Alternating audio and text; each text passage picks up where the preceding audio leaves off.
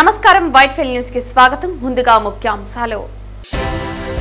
తిరుమలలో నిండుకుండల జలాశయాలు పాప వినాశనం డ్యాం వద్ద ప్రత్యేక పూజలు నిర్వహించి గంగాహారతి సమర్పించిన టీటీడీ చైర్మన్ బిఆర్ నాయుడు.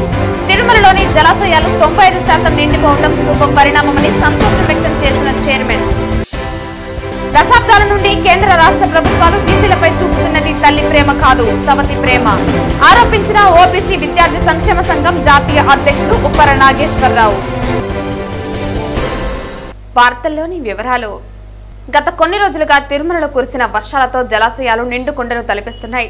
నీటి నిల్వలు పూర్తి స్థాయికి చేరుకోవడంతో పాప వినాశనం డ్యాం వద్ద ఆదివారం టీటీడీ చైర్మన్ బిఆర్ నాయుడు ప్రత్యేక పూజలు నిర్వహించి గంగాహారతి సమర్పించారు. ఈ సందర్భంగా చైర్మన్ మీడియాతో మాట్లాడుతూ తిరుమలలోని జలాశయాలు 95% నిండిపోవడం శుభ పరిణామమని సంతోషం వ్యక్తం చేశారు. పాప వినాశనం, గోకర్భం డ్యాంలు పూర్తిగా నిండిపోవడంతో గేట్లు తెరిచి నీటిని దిగువకు విడుదల చేస్తున్నామన్నారు. భక్తుల అవసరం కోసం తిరుమలలో ప్రతిరోజు 50 లక్షల గ్యాలన్ల నీరు అవసరమవుతుండగా తిరుపతిలోని కళ్యాణ్ డ్యాం నుంచి 25 లక్షల గ్యాలన్లు, తిరుమలలోని డ్యాం నుంచి 25 లక్షల గ్యాలన్ల నీటిని వినియోగిస్తున్నామన్నారు. తిరుమలలో 250 రోజుల నీటి అవసరాలకు సరిపడే నీటి నిల్వలు అందుబాటులో ఉన్నాయని తెలిపారు.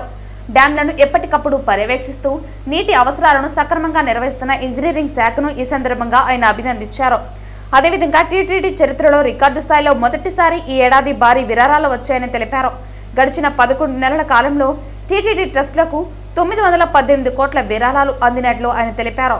ఈ కార్యక్రమంలో టీటీడీ సిఈ సత్యనారాయణ, ఈఈలు సుబ్రహ్మణ్యం, శ్రీనివాసరావు, సుధాకర్, శ్రీవారి ఆలయ డిప్యూటీ లోకనాథం, విజిఓ సురేంద్ర, ఇతర అధికారులు పాల్గొన్నారు. ఓం నమో వెంకటేశాయ. ఈరోజు శుభ పరిణామం. ఎందుకంటే మన టీటీడీ ఆధ్వర్యంలో ఏదైతే 4 డ్యాములు ఉన్నాయో అవన్నీ 2 డ్యాములు ఫుల్ అయిపోయి ఒక్కొక్క గేటు తెరవడం జరిగింది. అదేవిధంగా ఇంకొక 2 డ్యాముల్లో 95% కూడా మొత్తం నిండుకుండల్లాగా తయారైనాయి. ఇవి మనకు తిరుమలకి కావలసినటువంటి నీరు ఏదైతే ఉందో రోజుకి 50 లక్షల గ్యాలన్లు కావాలి.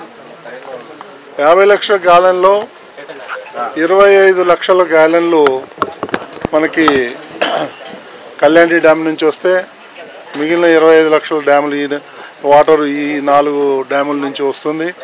కాబట్టి రాబోయే 9 నుంచి 10 నెలల వరకు పుష్కలంగా నీరు లభించే అవకాశం ఉంది. కాబట్టి మీకు చూసే ఉంటారు, మీరు గత 11 నెలల్లో టీటీడీకి అత్యధికంగా టీటీడీ పుట్టినప్పటి నుంచి ఇప్పటి వరకు నాకు తెలిసి మనకు 918 కోట్ల రూపాయలు ఏదైతే ఉందో అది డొనేషన్స్ వచ్చాయి. అదేవిధంగా ఇప్పుడు చూసినట్లయితే నిండుకుండలాగా ప్రాజెక్టులన్నీ కూడా నిండుకున్నాయి. ఇవన్నీ కూడా మనకి రాబోయే కాలానికి శుభ పరిమాణం అని చెప్పేసి నేను ఈ సందర్భంగా తెలియజేస్తున్నాను.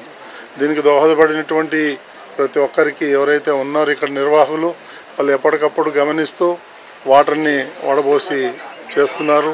ఈ ఇంజనీర్లందరికీ కూడా వాళ్ళందరికీ కూడా ధన్యవాదాలు. తిరుపతి నగరంలోని గాలి వీధిలో శిథిలావస్థకు చేరుకున్న భవనాన్ని ఆదివారం ఉదయం పట్టణ ప్రణాళిక విభాగం అధికారులు తొలగించారు. గాలి వీధిలోని షేక్ అన్వర్ బాషాకు చెందిన ఇల్లు శిథిలావస్థకు చేరుకుంది. వర్షాల నేపథ్యంలో కూలిపోయే అవకాశం ఉండటంతో కమిషనర్ మౌర్య ఆదేశాల మేరకు భవనం తొలగించేందుకు యాజమానికి నోటీసులు ఇచ్చామని డీసీపీ ఖాన్ తెలిపారు. ఆదివారం ఉదయం ప్రొక్లైనర్ సాయంతో పోలీసుల సహకారంతో పట్టణ ప్రణాళిక విభాగం సిబ్బంది కలిసి చుట్టుపక్కల వారికి ఇబ్బంది కలగకుండా తొలగించామని తెలిపారు. ఈ 3 రోజుల పాటు మెంతా తుఫాను ఉన్న నేపథ్యంలో ప్రజలు అందరూ అప్రమత్తంగా ఉండాలని తెలిపారు. ఏవైనా కూలిపోయే భవనాలు ఉన్నట్లయితే తమకు సమాచారం అందితే తొలగిస్తామని తెలిపారు.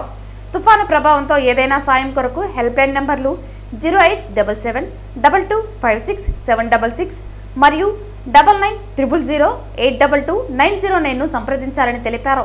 ఈ కార్యక్రమంలో ఏసీపీ మధు, ప్లానింగ్ సెక్రటరీలు మానస, గిరిధర్, శరణ్ రాజ్ తదితరులు పాల్గొన్నారు.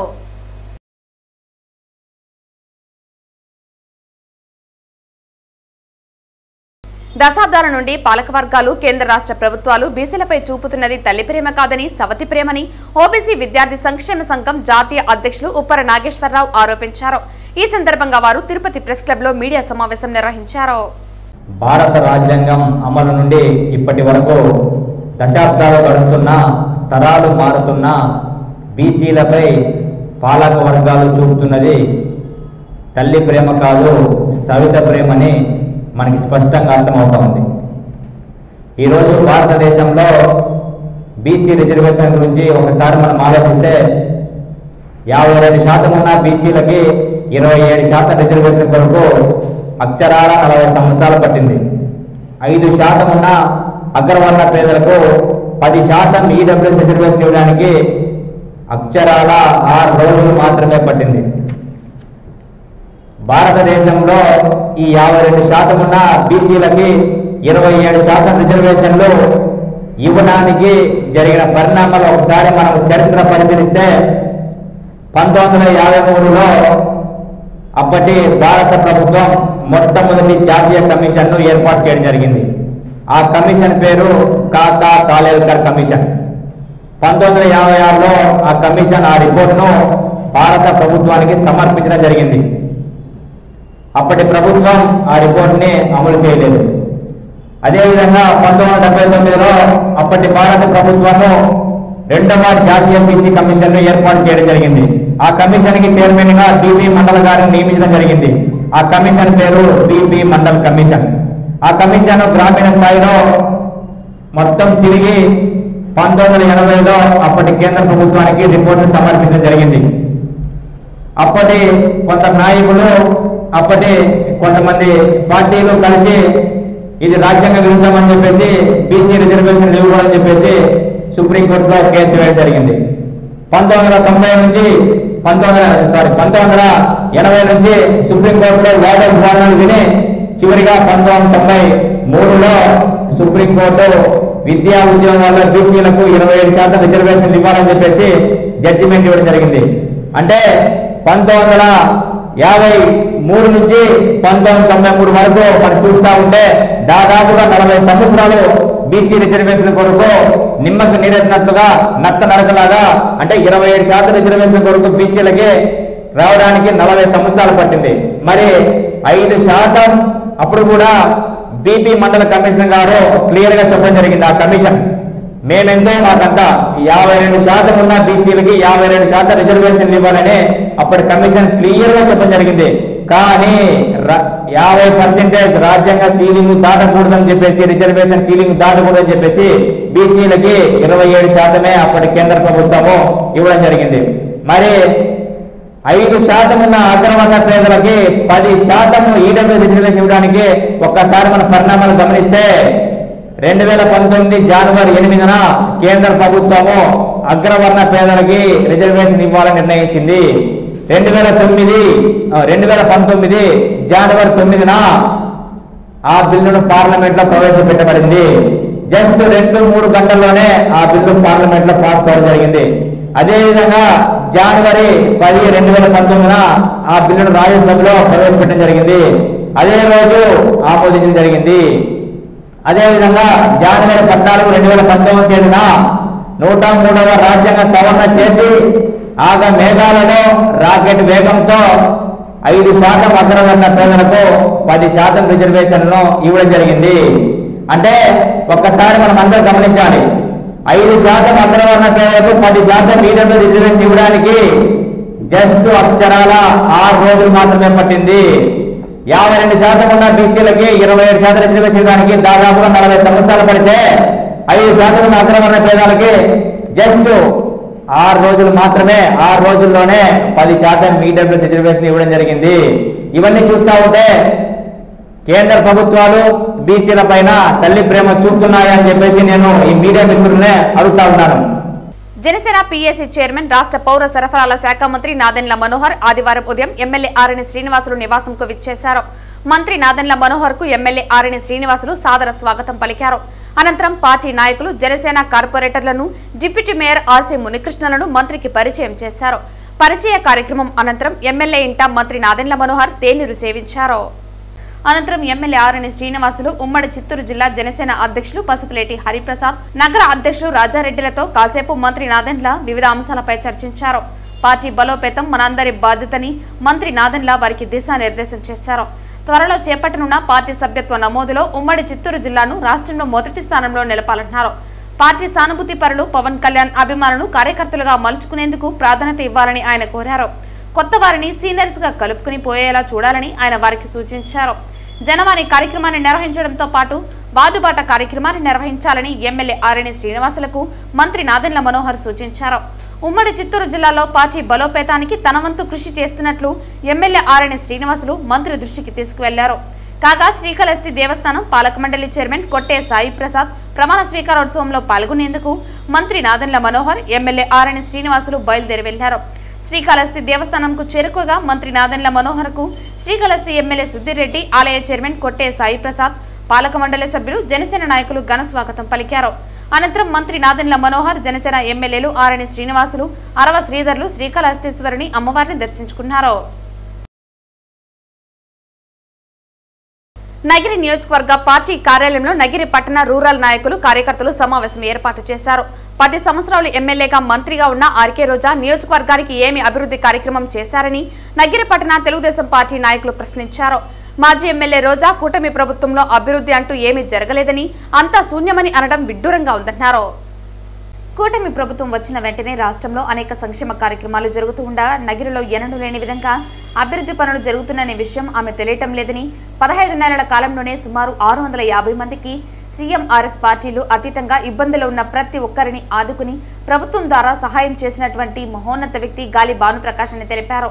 నగిరి నియోజకవర్గ స్థాయిలో 2 మున్సిపాలిటీలు, 5 మండలాలలో సిమెంట్ రోడ్లు, సిమెంట్ కాలువలు, 100 కోట్లకు పైగా అభివృద్ధి జరుగుతున్న విషయం ఈమె కంటికి తెలియదా అని, ఒకరోజు నగిరిలో, ఒకరోజు చెన్నైలో, ఒకరోజు విజయవాడలో ఉన్న ఈమె భానుప్రకాష్ ని విమర్శించడం సరికాదని తెలిపారు.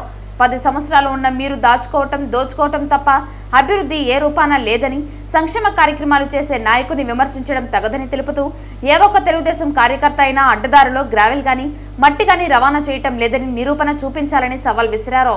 ఈ కార్యక్రమంలో పట్టణ అధ్యక్షులు గుణశేఖర్, కార్యదర్శి శ్రీనివాస్, రూరల్ బ్యాంక్ జిల్లా అధికార ప్రతినిధి జ్యోతినాయుడు, ఆలయ మాజీ చైర్మన్ కృష్ణారెడ్డి తదితరులు పాల్గొన్నారు.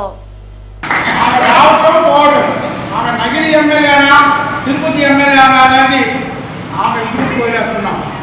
ఆమె కూడా ఇక్కడ ఎమ్మెల్యేగా ఉన్నారు. ఎక్కడుంటారో ఏం చేస్తారో తెలీదు. ఆమె రావడం, ఒక స్టేట్మెంట్ ఇవ్వడం, వెళ్ళిపోవడం, ఇది చాలా కఠినమైన స్టేట్మెంట్లో. దయచేసి ఇలాంటిది చేయకూడదు. ఒక బాధ్యతాయుతమైన పనిలో ఉండి అభివృద్ధి కార్యక్రమాలు ఏం జరుగుతూ ఉంది, ఇప్పటివరకు ఎన్ని కార్యక్రమాలు చేయండి, ఎన్ని రోడ్లు జరిగింది, ఎన్ని కాలువలు పనిచేశారు, ఎంత అభివృద్ధి కార్యక్రమాలు జరిగింది అనేటటువంటి విషయం ఆమె గుర్తించాలా. మొన్నటికి నిన్న లేకుండా మొన్న కూడా దగ్గర 1,30,00,000 సీఎం రిలీఫ్ ఫండ్లు ఇవ్వటం చాలా పెద్ద ఘనత. ఇవన్నీ కూడా ఆమె గుర్తిరగాల. ఇప్పుడు రోజువారీ అసలు మున్సిపాలిటీలో పనులే లేకుండా ఈ మీటింగ్లో పెట్టి కూడా సబ్జెక్టు కూడా వాళ్ళు దాన్ని తోసిపుచ్చి అభివృద్ధి చేయకూడదనేటువంటి ఒకే నినాదంతో దాన్ని పెండింగ్ పెట్టినటువంటి మహానుభావులు వైసీపీ నేతలు. ఆ యొక్క విషయాన్ని కూడా కలెక్టర్ ద్వారా ఆయన ప్రత్యేక చర్యలు తీసుకొని ఈరోజు 3 కోట్ల రూపాయలు నిధులు తీసుకొచ్చి సంక్షేమ కార్యక్రమానికి నడుము పెట్టి చేసేటువంటి ఏకైక వ్యక్తి గాలి భానుప్రకాష్ గారు అనే విషయం ఆమెకు తెలీదా, తెలుసా అనే విషయాన్ని మేము పూర్తిగా తెలియజేస్తున్నాం. ఇలాంటి అవాకు చవాకులు పోయకుండా సంక్షేమ కార్యక్రమాల గురించి చేసేవి మంచి ఉంటే మంచి చెప్పాలా, చెడు ఉంటే చెడు చెప్పాలా. గ్రామాలు పోతా ఉంది, పోతా ఉంది అంటే నేషనల్ హైవేస్ వాళ్ళు సుమారు 78 మంది పెట్టుకోవాలి. నేషనల్ హైవేస్కి భానుప్రకాష్ సంబంధం లేదు. అది ఇంటర్నేషనల్ సమాచారం, నేషనల్ సమాచారంలో ఆ యొక్క కార్యక్రమం రోజువారీ మీరు ఉండేటప్పుడు జరిగింది, మేము ఉండేటప్పుడు జరిగింది, ఇంకెవరు వచ్చినా ఆ నేషనల్ హైవేస్ పనులు జరుగుతూనే ఉంటుంది.